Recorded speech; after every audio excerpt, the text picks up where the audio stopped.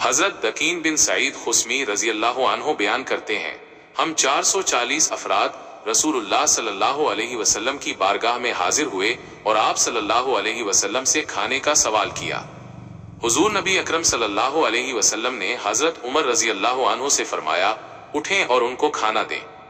انہوں نے عرض کیا، میرے پاس صرف اتنا کھانا ہے جو میرے لیے اور بچوں کے لیے 4 ماہ تک کافی ہے۔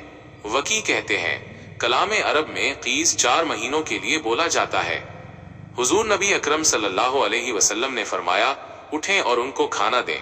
حضرت عمر رضی اللہ عنہ نے عرض کیا، یا رسول اللہ، میں حاضر ہوں اور حکم کی تعمیل کرتا ہوں۔ راوی کہتے ہیں، سیدنا عمر فاروق رضی اللہ عنہ کھڑے ہوئے اور ہم آپ رضی اللہ عنہ کے ساتھ کھڑے ہوئے، بس وہ ہمیں اپنے اوپر کے کمرے میں لے گئے اور انہوں نے اپنے نیفے سے چابی نکالی اور دروازہ کھولا۔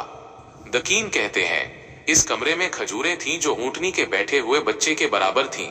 دکین کہتے ہیں، ہم میں سے ہر شخص نے اپنی ضرورت کے مطابق اس میں سے کھجوریں لیں۔